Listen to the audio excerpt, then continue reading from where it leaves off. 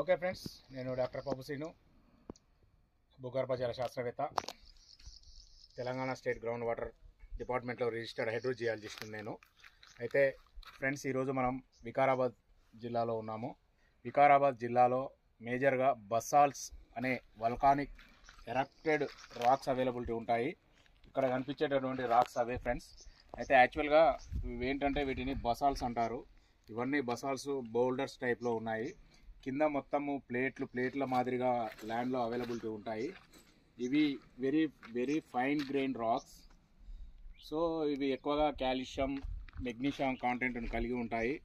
So అయితే ఇక్కడ ఇంకా ఒకటి ఏంటంటే, మనము గ్రౌండ్ వాటర్ సినారియోలో మాట్లాడుకున్నట్టయితే ఇట్లా బౌల్డర్స్ ఉన్న దగ్గర ఈ బసాల్ట్స్లో మెజారిటీ ఆఫ్ ది ఫ్రాక్చర్స్ కూడా అవైలబిలిటీ ఉంటాయి.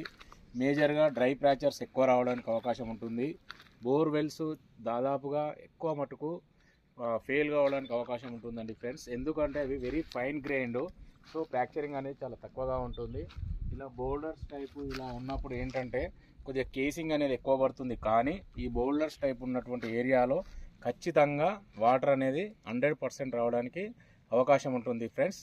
మీకు మీ పొలాలలో గ్రౌండ్ వాటర్కు సంబంధించినటువంటి విషయాలు తెలుసుకోవాలన్నా, బోర్ పాయింట్ చెకింగ్ చేసుకోవాలన్నా, వాటర్ యొక్క క్వాంటిటీ తెలుసుకోవాలన్నా మాకు ఈ కింద కనిపించే నెంబర్కు ఫోన్ చేయండి ఫ్రెండ్స్. Thank you. నేను మీ డాక్టర్ పబ్బుసీను, భూగర్భ జల శాస్త్రవేత్త. Thank you viewers.